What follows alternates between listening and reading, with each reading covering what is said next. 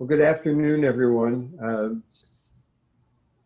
Welcome to the Higher Ed Tech Professionals Meetup.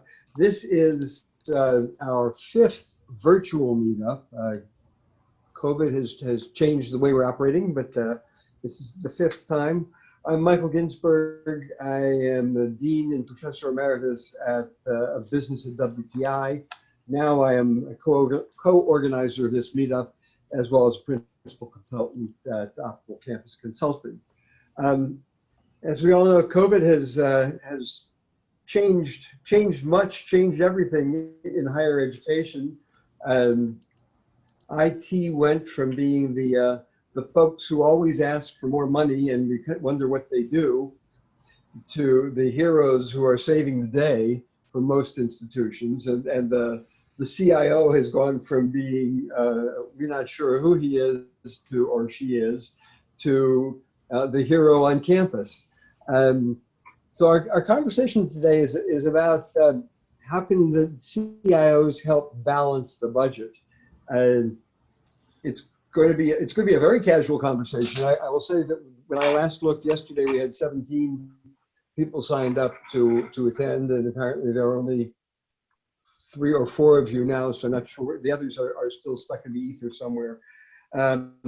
Casual conversation, no sales pitches. I was going to say that you can signal that you have comments or questions in chat, but I think that we're all open. And Nelia, I'm asking you to unmute so you can join us. Are you all? I hope if you're not able to unmute, raise your hand so that I know that, and I will click again. But all right, good. So we've collected a little bit of data along the way about some of the things we're hearing people saying about how IT is saving money, and also how IT is generating income. And so this is a few of the ideas about renegotiating leases and contracts, relationships with vendors, let's see, partnering, employing students when possible, reducing activities, non-critical activities. And then we've heard a couple ideas about, I'll leave that there for a couple seconds so you can look at it. Couple of ideas about revenue generation, providing paid services, participating in shared services. I'm not sure if that's revenue generation, I suppose, or if that's cost saving. Renting unused space, somebody was telling us about, was that or was that Ray when he was at Bridgewater? Yeah, Bridgewater State actually went from a situation where certain services, certain vendors' phone services were not available on campus, to renting cell tower space to those. And so both improved cell phone service on campus and made money at the same time. So that represented a pretty important move there. I know that Boston College actually did the same thing. Okay. Nuno, I'm going to have to ask you. It says educate the institution on digital transformation opportunities. I didn't write that, so I'm not quite sure what whoever did had in mind. Do you? Definitely. Okay. Well, please. This is a broad and probably longer term subject area. I think a lot of people think of digital transformation as upgrades and new software, but the digital transformation has the potential to really even change the business model, right? And I think the CIO has a great role to play in educating leadership, assuming leadership allows the CIO at the table, which unfortunately in some universities that's still not happening. But I mean, the technology has the potential to literally change the business model. I mean, people are I can talk more about it, but I don't want to take up too much time now. We can maybe come back to it. Well, as I say, we had just a few things to sort of kick things off, and it's time for a conversation. I'd love to hear what others are doing, questions about anything, but so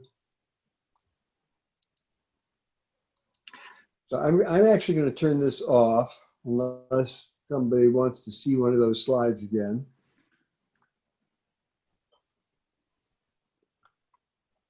So we now can all see each other.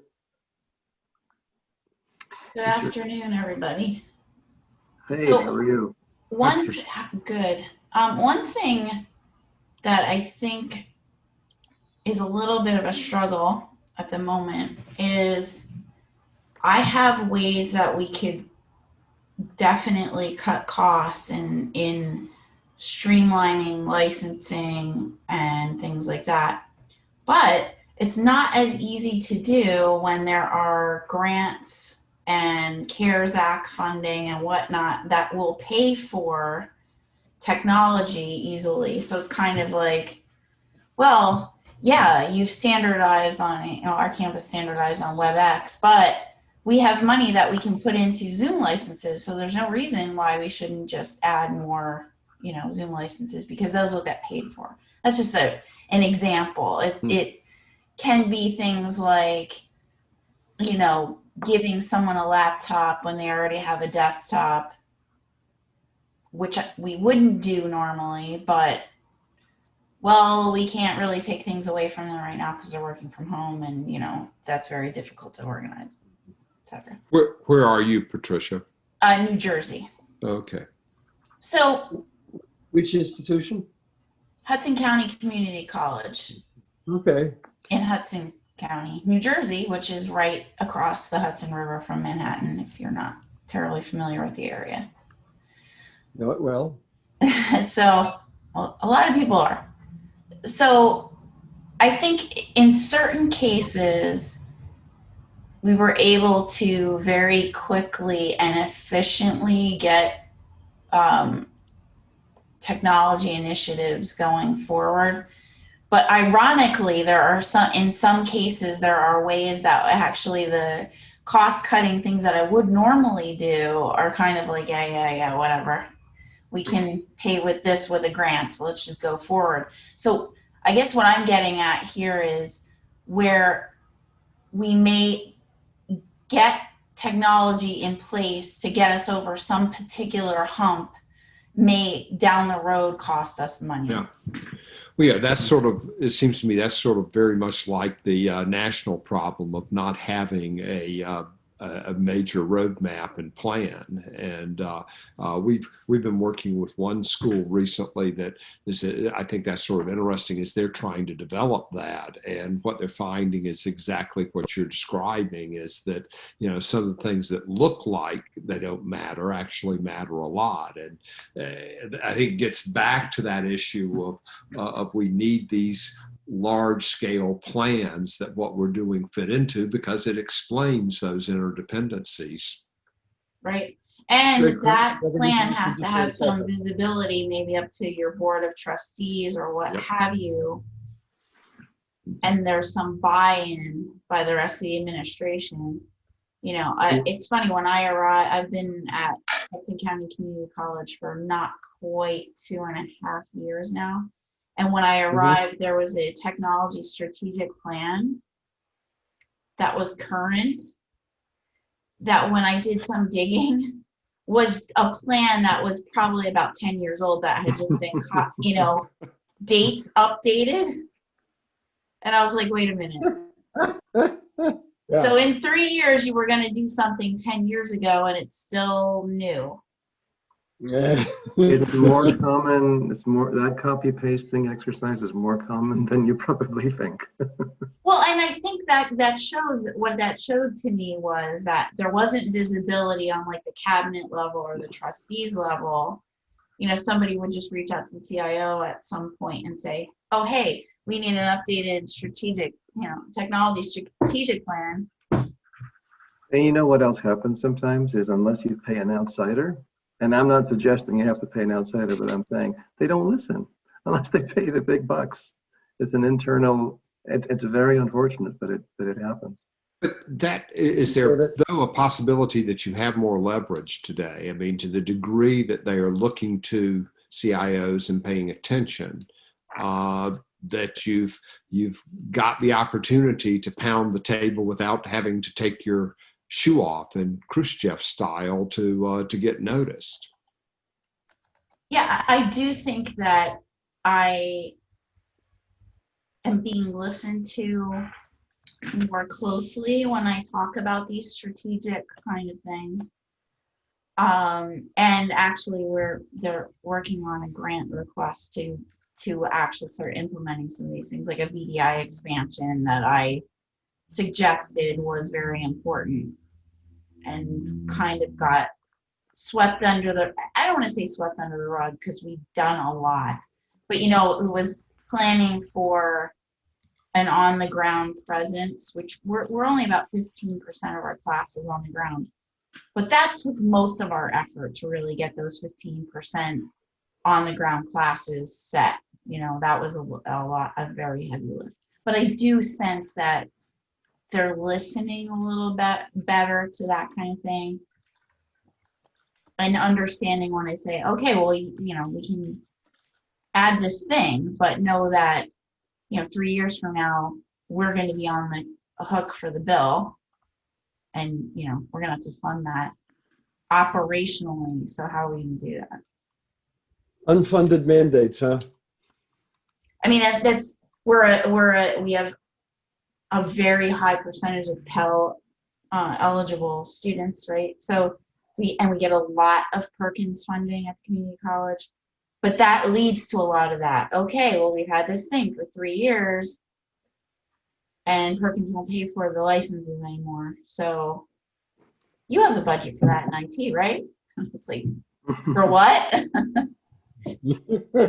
Yeah. A thing I've never heard of? Yeah, no. Yeah, so. If I may, I'll just James, yeah. Go for it.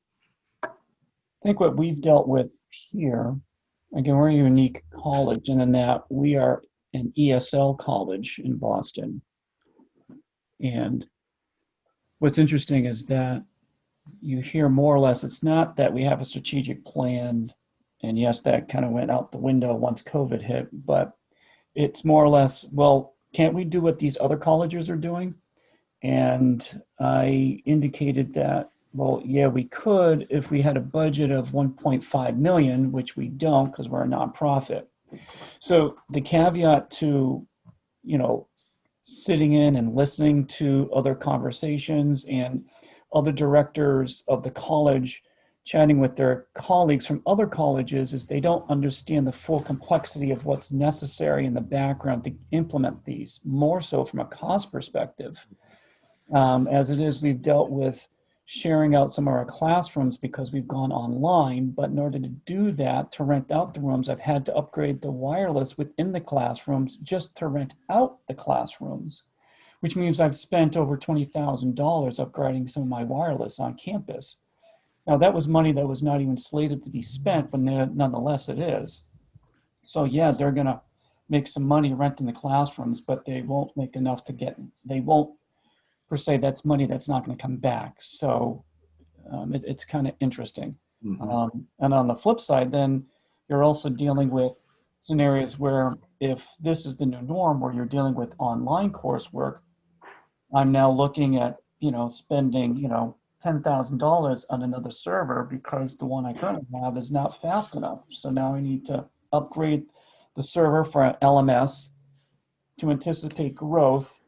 But in order really to do it properly, like any college university, I need to have redundancy, which means I have to have real-time mirroring, which means really it's $20,000 plus proper bandwidths, which means I'm looking at 10 gigabit. I mean, it's just, and that's what I'm also seeing is now there's a different perspective on the reality of what's a necessity versus what's not necessity.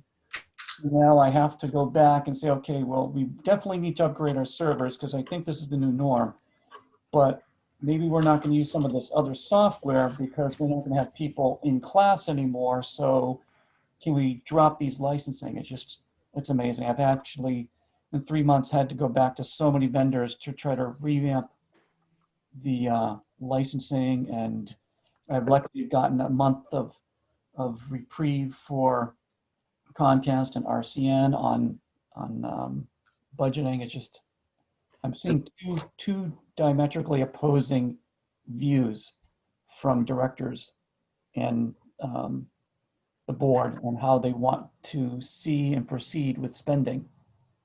James, that's been one of the things, at least I've heard the most from everyone, is the first thing they're doing is going out and talking to the vendors and just asking for a reduction in costs, just literally saying, you know, we're in trouble, what can you do? And that means licenses, that means supports, maintenance, that even means consulting dollars. That seems to be something everyone is doing, but so definitely optimizing software licensing. Have any of you done that so far? Sounds like James has been doing it. Yes, we have. I wonder, can I ask a question of the group? Has anyone had experience with, so this goes back to Patricia's point earlier, where she has the money for the software, so sometimes, well, you know, why get rid of the software? But how about reducing the reliability targets, like from 99.9%, 99.999% to 99.99 or 99.9%? Sometimes just that extra 9 will cost you an extra 30% or more. And sometimes the difference between 99.9 and 99.99 is not that big. Any thoughts on that? Some colleges have been able to successfully do that and literally save like 30% or so. Which works as long as it's not a life support system. Which works as long as it's not a life support system, right? But just a thought. Yeah, the only thing I have a contract that is the emergency notification system and the fire alarm system. Other than that, I don't look at that. I never, if they include it in my contracts, I haven't taken it out because the reality of that actually happening is few between. I have yet to have a vendor that's actually been able to qualify a 9.999 ever.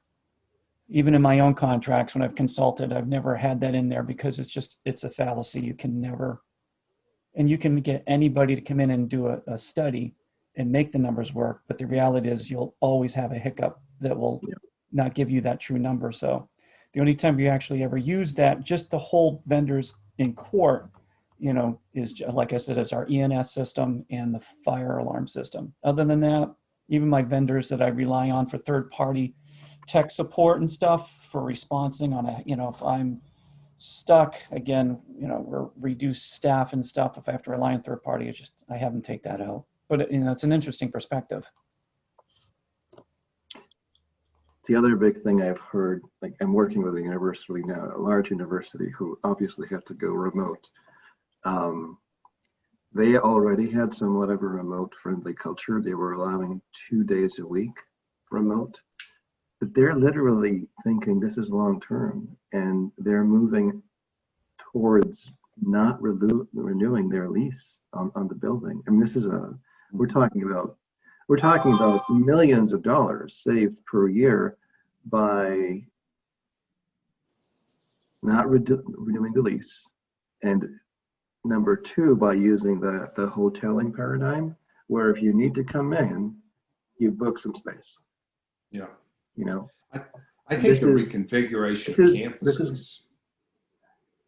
Consulting firms have done that for years. It's that if you talk to, as I recall, were you with Accenture or one of its predecessors at one time? Accenture at Anderson at the time. Accenture was doing that. I mean, they were doing that 20 years ago. Yeah, I know. Universities never think of it though. Typical faculty show up not daily. And expect an office. I think we're going to shift very, very dramatically. It's going to take some reconfiguration though to make hoteling work. It's going to take, you know, some effective cubicle kind of strategies, and then it's going to require meeting space. type situations where 3 or 4 people can get together, and we don't have a lot of that. It's going to take some reconfiguration. James, when you were talking, the thing that kept hitting me is the degree to which your school might consider selling land as well as renting space, because you've got some unbelievably valuable land that you're sitting on. Yeah, surprisingly, we've actually in the past never entertained the thought about having a telephone tower on our property. But right now, rent just to walk onto the property starts at $5,000 for a parcel that literally is, it's something like, I don't know, it's something ridiculous. It's only like 100 feet by 100 feet, and it starts at $5,000 a month. Wow. So, For those of you who don't know, James sits in the middle of one of the most expensive residential areas in Boston. yeah, we're on 42 acres on a hill that can see everything, Boston, everything. It's a nice. Absolutely beautiful. Yeah. Yeah, and at our campus, we're in the process of selling buildings. So we're right in Journal Square, which is in an area that's on the cusp of being gentrified and like low income areas. So it's a very strange place to be. But the real estate is crazy expensive. But I'm not sure how this COVID situation is going to affect that. Because one of our buildings was actually sold like beginning or in a contingency. The college's plan is to sell these older buildings and build an academic tower on land that we already own. But a lot of that depends on we're a public institution from New Jersey. A lot of that money would come from the state of New Jersey. And if you heard anything, you know that the state of New Jersey's budget is not in good shape right now. Mm-hmm. So, it depends on how quickly that all of that is going to recover.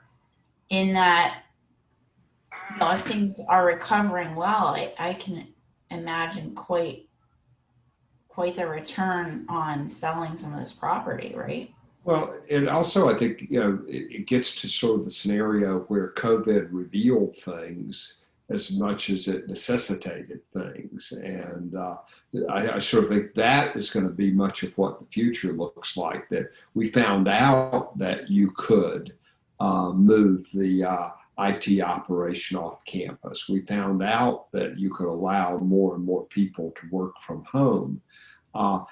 It seems to me that at that point, IT becomes critical in terms of being able to enable some of these strategies. And therein lies, I think, a huge opportunity for IT to maintain its new prominence and to improve its prominence to the extent that it can put forward strategies that will allow different work structures to take place and to make those work effectively. I've had personal experience in working with many different universities who have both a different level of cultural acceptance for remote working and collaboration tools, as well as the technological capability. I'm working with 2 major Boston area universities right now, and one of them just has it's just built in everything that they do. And I have been so impressed, and I've learned quite a bit also in the process of using the tools that they're using. I find that collaboration is much easier even remotely using these tools than it was in the office. Another university, I'm trying to promote some of the basic things, even chat, and it's a struggle. But I do think that it can be done. I do think that the collaboration tools are there and it can be done. And I think that becomes both an opportunity and maybe an obligation of the IT operation to look over the horizon and see what is possible. I think sometimes I don't know if how you feel, Patricia, Nelia, Lou, but IT taking that first step and showing that it can work, I think IT takes that leadership position by example, and then it seems like others say, wow, you've been providing for some pretty good darn service. Why don't we try this elsewhere?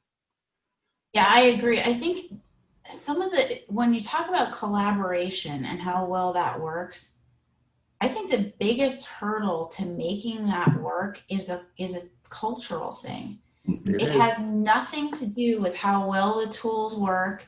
I mean, I ended up having a Twitter conversation with my colleagues about, why don't people use scheduling assistant? Why do we have to have doodle polls? The answer to why do we have to have doodle polls is we don't.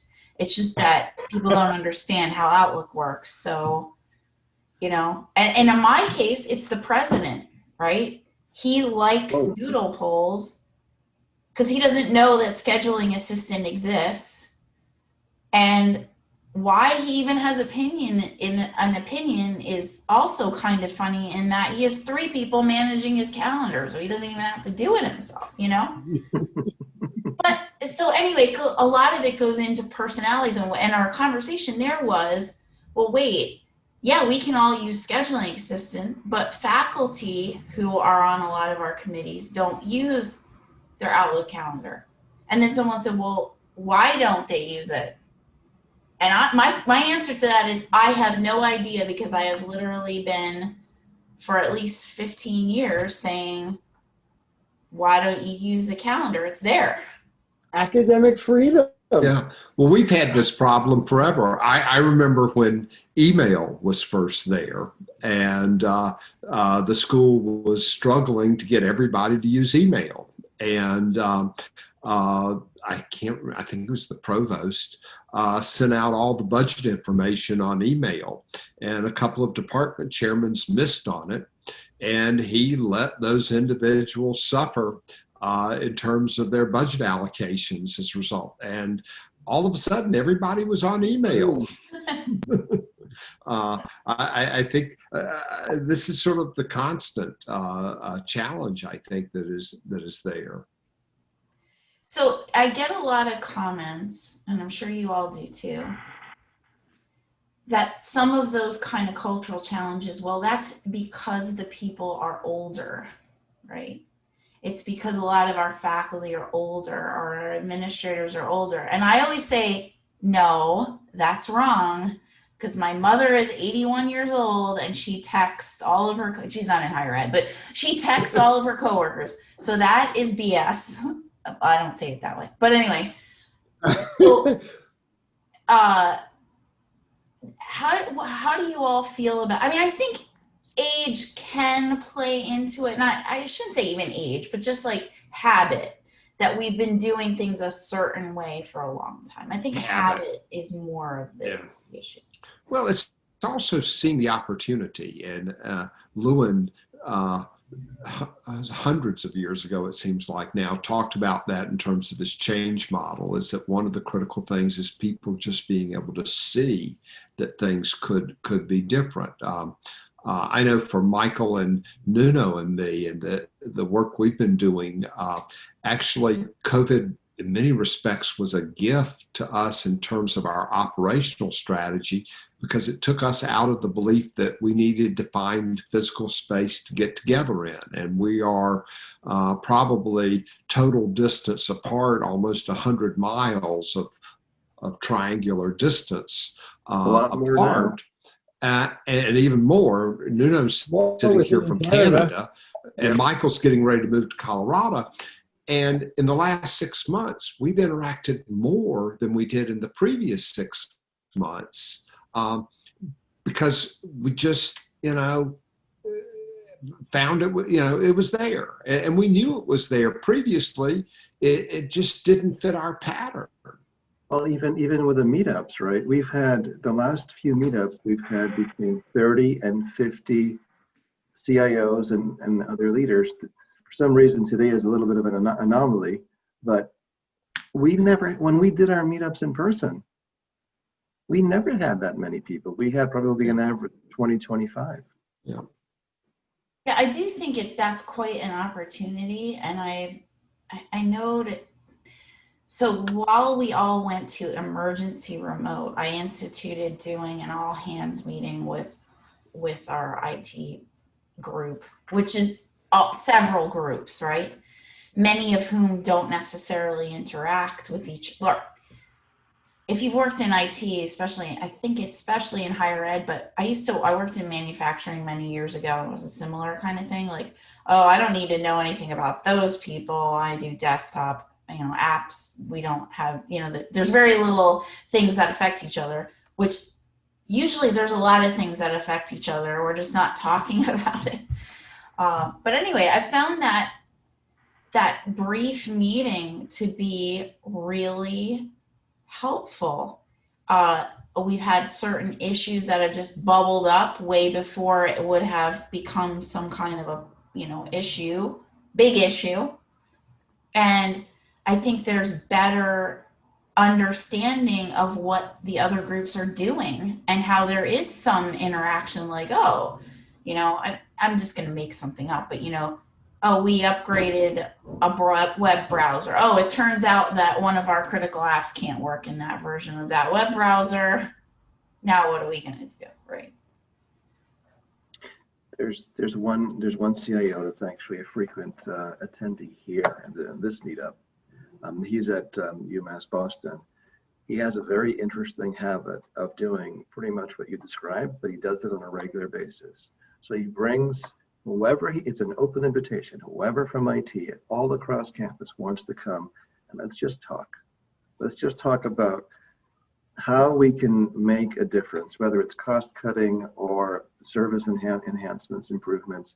And he's had some pretty interesting ideas come out of that. And people take the ownership because they just feel part of the process. I honestly think that for cost savings, I think if we're to take away anything from this conversation, it would be that bring together your staff, right? Ask them. Sure, you can get. I'm not saying that there's not a place for outside help, sure, but first bring together your staff and ask them, where can we be saving money?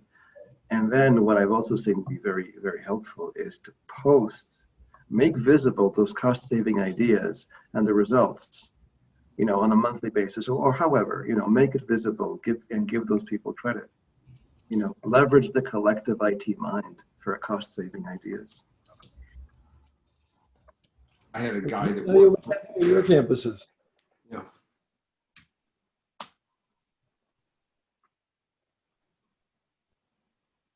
Sorry, I mute because I have 2 dogs and a cat.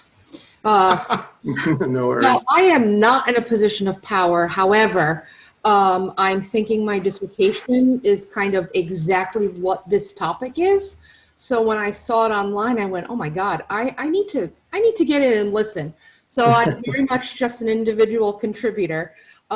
So I kind of chuckle at some of these ideas because that would be so amazing if CIOs would actually listen to you guys and institute half of what was even said here would be really great. Faculty. Did you say your dissertation? Say it again. Did you say your dissertation? Yeah, I should be starting in March, just writing my dissertation. Where? Gwynedd Mercy University. It's an online program. Yep. I did my CAGs at my institution, and then I withdrew, and it's been kind of the little voice in my head to get it done. So I said, all right, let me look around. So I found an online program, ABD to EDD. So I'm like, okay, may as well, Good. the voice. Yeah. Excellent. Yeah, the faculty, I think, is one of the biggest hindrance because I know for me, if I'm asked to work with faculty, I get very nervous because they tend to be the population that will give me the biggest attitude and resistance. But I always say everything comes from the top. So change the culture, change the people. One of the things I recall that worked very well for someone that worked for me was he would just come to me and say, let's buy this piece of software. And I've got faculty member ABC over here who I think might profit from it. And let me just go talk him into letting me install it on his computer and show him how to use it. And he had unbelievable success getting recalcitrant faculty members to get on board, and he picked some good leaders and was able to push that through by just spending some time and helping some people learn something that they ended up saying, wow, this is helpful. I had a This is comment the made, build it and they will come strategy. Yeah. a comment made to me by a faculty member the first week of school. We only allowed freshmen back in. And I was asked to help support the synchronous classroom. And a faculty member actually said, please tell your IT gods to stop. We've had enough. I'm like, I'm sorry. And I just kind of, good luck, and I walked away. Nellie, We're gonna say something before. oh, sorry, go ahead. I thought Lou was going to say something before, but he's muted now. Yeah, I spent 25 years in higher ed in various administrative jobs that were related to bringing in money. And the one thing that the universities and schools are, they're businesses, all right? But the people in them don't understand that they're businesses. That's right. So, as an example, I've heard some things, how do you get things done is really the question. But you have to look at what the university is made of. If you're a public university, you have unions. And I'm at UMass System, for example, one campus that I was at, they had 1,000 employees, 920 were in various unions. The faculty contract, the union contract was 197 pages long. On page 193 were 3 sentences that said what were the rights of the administration. So to make things happen, it's a cultural issue which deals with, as was brought up, the faculty and how they do things. And the best way to get something done is to find some faculty that you can help achieve their particular goals using the intellectual property, the software, or whatever. And pretty soon, people, if it works, they tell other people. Yeah. If you try to deal with the people running the business, you find a lot of them come out of education and maybe not out of business. So they don't look at it as a business. And the basic, if you look right now at the UMass system, they're talking about a 300 million plus less money available for next year. Right now is a good time to go talk to them because things have to happen so that the faculty in turn can still do what they're supposed to be doing so that they can raise some cash flow and keep people coming. So it's not the technology by itself, it's the people that are involved and how you convince them to do things. And as a number of you said, people, you've tried things, you've worked with some of the faculty, you got them involved, that got the administrators on top interested enough to say, well, let's go try something else. So, And I think it's some observation. Yeah, I think it can't just be a CIO responsibility. Right. I know that Ray, who we were talking about a minute ago, who's at UMass Boston, and I worked with at Bridgewater State, it was true all down through Ray's operation. I mean, I knew more of the IT folks at Bridgewater State than I did pretty much anywhere else that I'd worked. And my best story there is coming into my assistant's office one day, and she was sitting off to the side, and she and I had a 3 or 4 minute conversation about some issue. And then up pops the head from underneath her desk of one of Ray's staff members who'd been working on the computer there all of that time. And, oh, how you doing, Tom? I hadn't seen you in a while. It was nothing unusual. that was the case. I think that's, we talk about changing culture. Part of it has to be a changing of the culture of the IT operation. Before I forget, Nelia, if you need any contacts, if you need, as part of your dissertation, if you need any introductions, just particular topics, don't hesitate to reach out. Oh, I have everyone's name written down.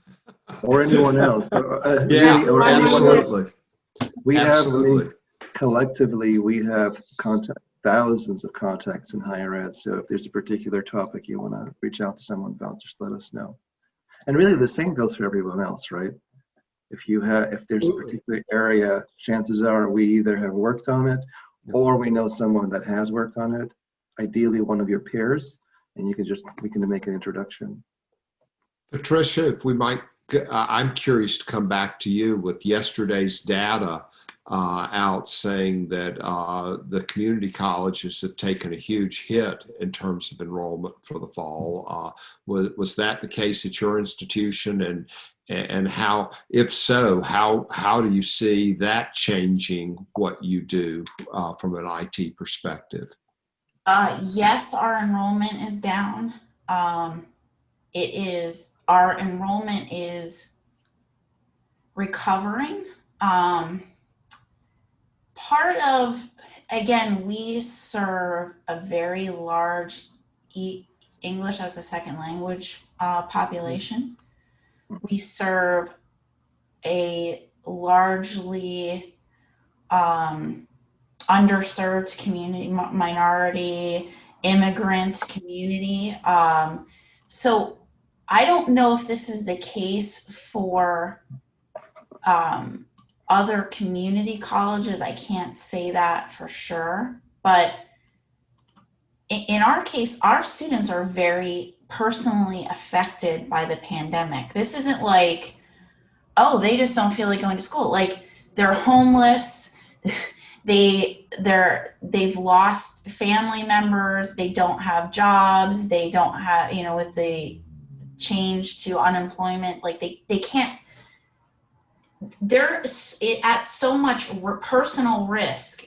The idea that we'd be like, oh, why don't they come to school? It's like, really? Like, they don't have somewhere to live and they don't have food to eat. So this is not high on their list. Now, I will say that our returning student population percentage is really good, is actually very, very good.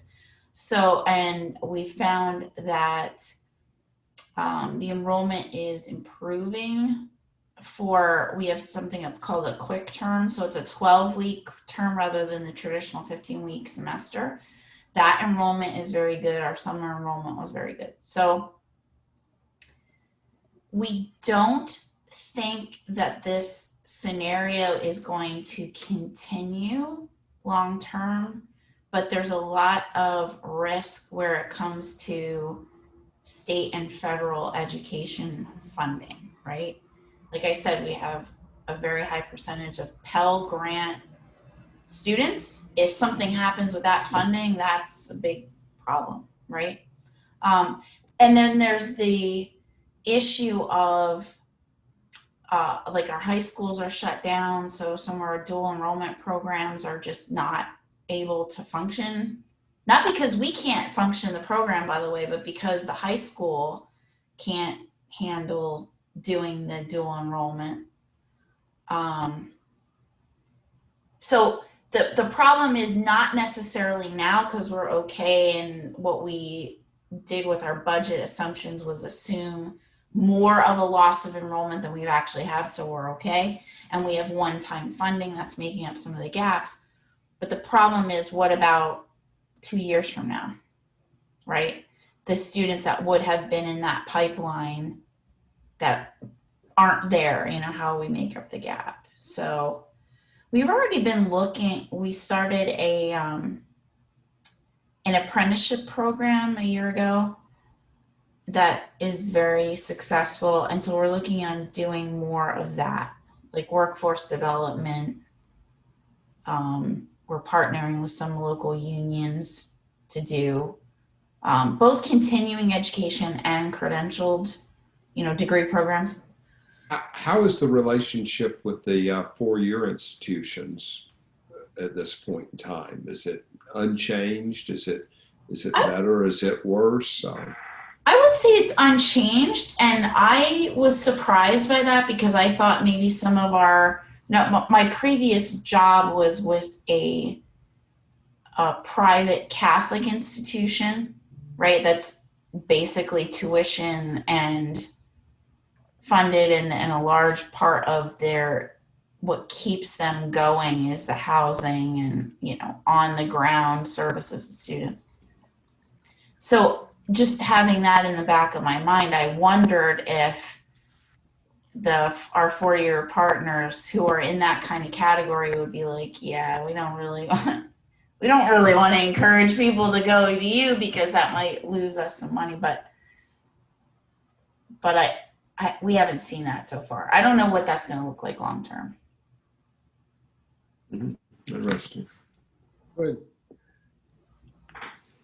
You're sort of drawing towards the end of the hour. Nuno, I know you like to wrap things up. Would you want me to mention some other potential cost saving opportunities? Sure. So again, these are from conversations we've had with folks or some research.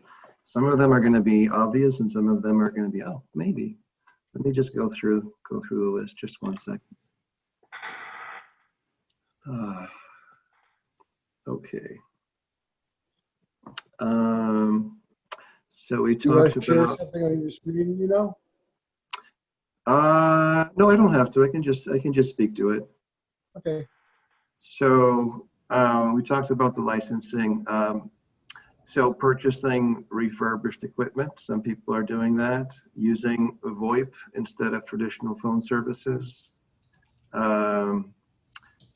using virtual servers instead of actual, hard physical servers, eliminating university cell phones and paying staff to use their own cell phones.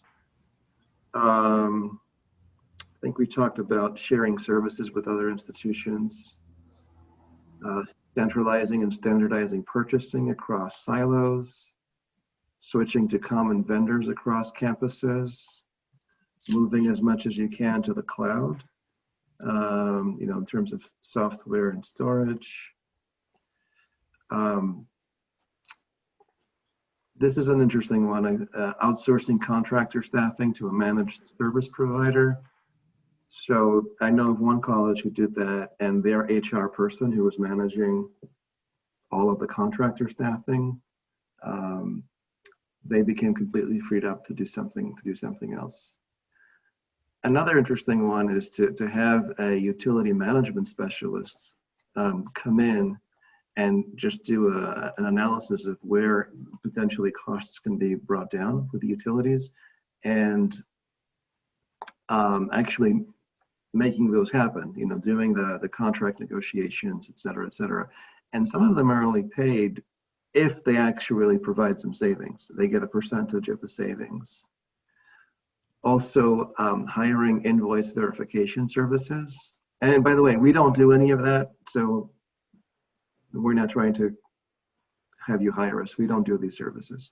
But hiring an outsider to do a cost savings assessment, or maybe partnering with a peer institution. You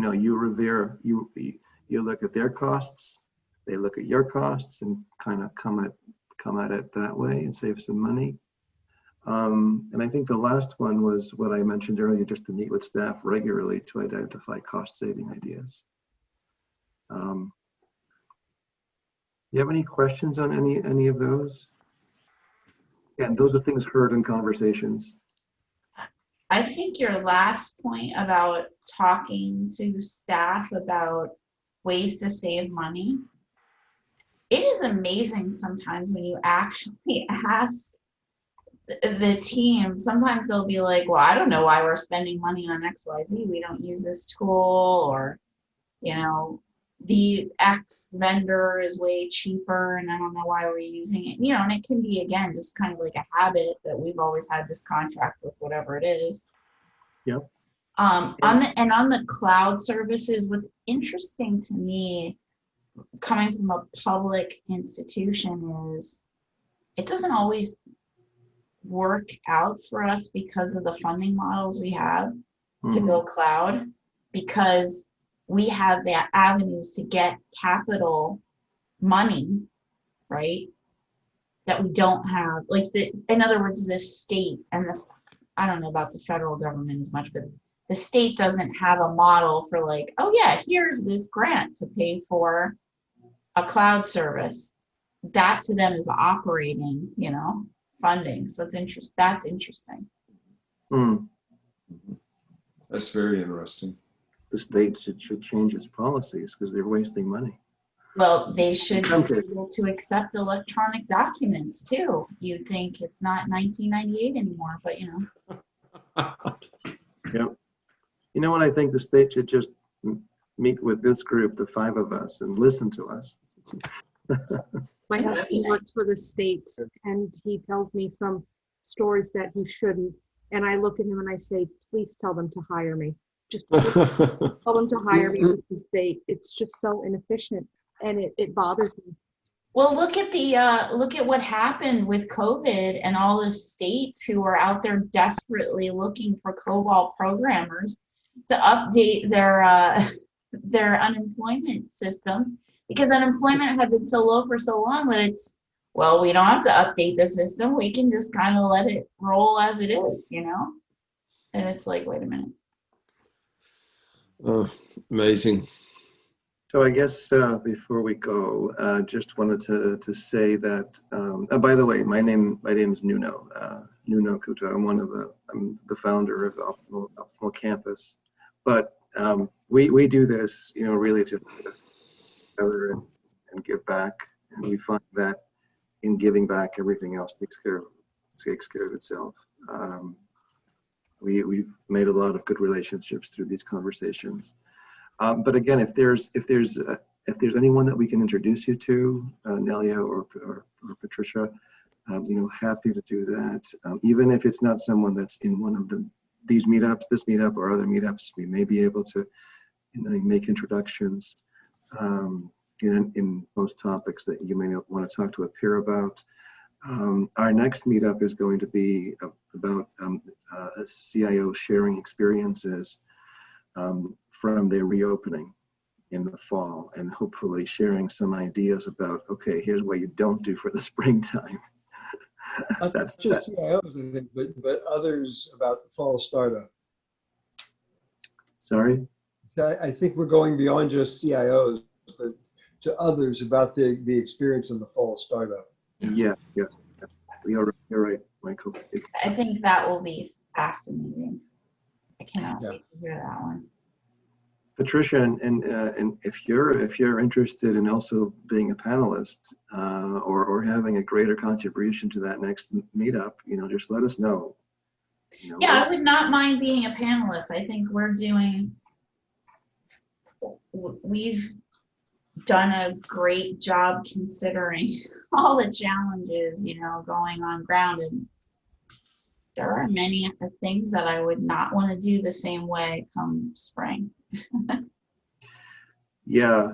Why reinvent the wheel when you can learn from the mistakes you've made? And I am 100% on that board with that. I have another meeting now, so I got to go. Thanks a lot. No problem. Very nice to talk to you. Thanks, everyone. Thank you, everyone, for joining. Take care. Take care. Nice to meet you, Nelia. Bye-bye. Meeting you guys.